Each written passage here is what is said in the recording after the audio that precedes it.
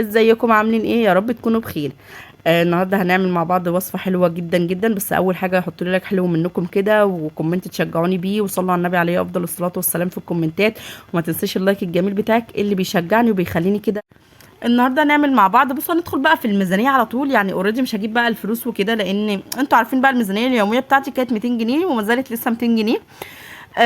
النهارده بقى الصراحه ده كان عندي في التلاجة، قلت لبابا ربنا يبارك له ويخليه ليا. بابا ساعات بيروح سوق العبور وكده، فالحمد لله يعني بعد ما اتحسن وكده قال هروح اجيب لكم اكله سمك حلوه. فقلت له ماشي يا بابا ربنا يبارك لك، ولو لقيت بكلاويز يا ريت تجيب لي نص كيلو. فربنا يبارك له جاب لي نص كيلو. الكيلو عامل 200، فجاب لي نص ب 100. بجد انا من عشاق البكلاويز او الجندوفلي حسب ما بتسموه عندكم بقى، بس احنا عندنا هنا بنقول عليه البكلاويز الصراحه. فانا بموت فيه قدمنا عشائي. تعملي جنبه ايه يا ام هاجر؟ انا بعمله كده، ما بعملهوش بقى شوربه ولا الحاجات دي خالص، لا انا بعمله كده بتوم و... واعمله كده واقلبه كده في تشويح التوم، بتبقى خطيره. تعملوا جنبه اكل شعبي، طعميه وفول وبطاطس وبتنجان.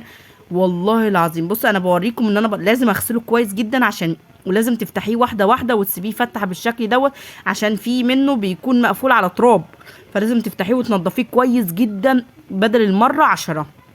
تمام. بتعملي جنبه ايه؟ زي ما قلنا بتنجان بقى وطعميه بقى وبطاطس، والاكل الحرش المصري التحفه ده تاكليه جنب البكلاويز يا ام هاجر، اللي هو اساسا اكله بحريه او باكله جنب البكلاويز. اللي ما جربهوش يجربه بطريقه ام هاجر، بجد والله العظيم هتاكلوا صوابعكم وراه. والله العظيم لو ما بتحبيش البكلاويز او الجندوفلي حسب ما بتسموه هتحبيه عشان طريقه ام هاجر. بس كده. يعني النهارده توتال كده كلفتنا مع ميزانيتنا 100 جنيه. احنا اوريدي عاملين الفول والطعميه في الفريزر، وعندنا بطاطس، والدنيا الحمد لله ماشي الحال. بعد ما غسلته كويس جدا وقلت عليه مره واتنين وتلاته، وشلت اي واحده وفتحته كله عشان اشوف لو في تراب اشيلها، بروح حاطه شويه زيت كده بقى في حله كده محترمه. وطبعا بقى يعني نص راس توم كده محترمه، لان كل ما تكتري توم في الاكله دي حرفيا بيبقى طعمه في حته تانية خالص. وبعدين ما تديش التوم لون، لا شوحيه وخليه ريحته بس تطلع، وابداي انزلي عليه بالبكلاويز بتاعنا. وصدقيني التوم كل ما يكتر في الاكله دي بجد والله العظيم بتبقى ريحته يعني او طعمه في حته تانية خالص. جربوه على طريقه ام هاجر هتدعولي، والله العظيم هتدعولي. ما تنسيش اللايك الجميل بتاعك بقى وكومنت تشجعني بيه. ميزانيتنا النهارده ما كلفناش كتير، هنقول 100 جنيه حلوه قوي ونعمه. وطبعا كلنا عندنا كلنا ستات بيوت شاطره. انا عن نفسي بحب ان انا دايما اعمل الفول والعجينه في الفريزر، بحس ان دول كنز ليا في الفريزر، فعشان كده دايما هتلاقوني عاملاه عندكم في القناه. لو انتوا عايزين تشوفوا طريقه ام هاجر روحوا شوفوا الفيديو هيعجبكم قوي. طبعا البكلاويز خلاص بعد ما شوحت التوم ما اديتهوش تشويحه لون، اديته ريحه كده، خليته ياخد كده لون خفيف جدا مع ريحه كده بقى هبت في الشقه كلها. ونزلت بالبكلاويز الجميل بتاعنا. هتعملي جنبه ايه النهارده يا ماجر؟ زي ما قلت لكم هقلي جنبه طاسه بطاطس، طاسه طعميه، وسلام لو طبق فول او طبق بتنجان مقلي او طبق مسقعه. هتاكلوا احلى اكله في حياتكم ما تقضيهاش. بتحطي تاني ايه يا ماجر؟ الملح بتاعه شويه ملح كده وتظبطيه هو بيملح على طول. هو يعني لو زودتي الملح هتلاقيه ملح منك، فخلي بالك من النقطه دي جدا. تحاولي تحطي شويه ميه شويه ملح بصوت جدا. هو بصي بيبدا ينزل ميته، انا بوريكم ان هو بيبدا ينزل ميته. بتسيبيه ينشف تماما الميه دي، بتسيبيه ينشف تماما.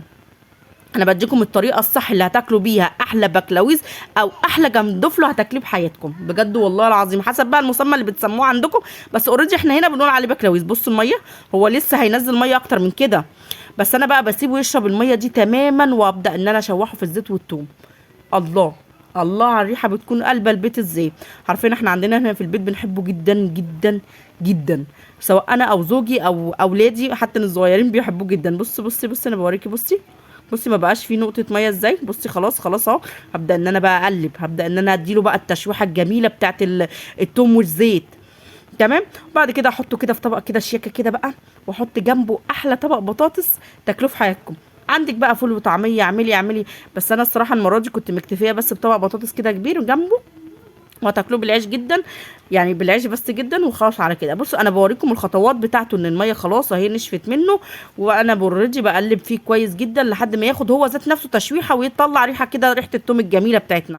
بصوا انا بوريكم الخطوات بتاعته، بوريكم خلاص الميه نشفت منه جدا والزيت بان، فهبدا ان انا اقلب بقى مع الزيت كده والثوم، هيديله نكهه حلوه ان انا اشوحه شويه بس مش قوي يعني، بيديله ريحه حلوه جدا وطعم احلى ما تتخيلي. جربوا الاكله دي والله العظيم، لو مش بتحبيها هتحبيها عشان خاطر المهاجر بالطريقه التحفه دي. وادي اهو شكله ولا واحده فيهم فاضيه، ربنا يبارك لك يا بابا. وادي كمان طبق البطاطس، ونروح ناكل احلى اكله هتاكلوها في حياتكم حرفيا. ما تنسيش بقى تحطي لي لايك حلو منك وكومنت تشجعني بيه وتقولي احلى احلى شطاره يا ام هاجر. ما تنسيش تصلي على النبي في الكومنتات عليه افضل الصلاه والسلام.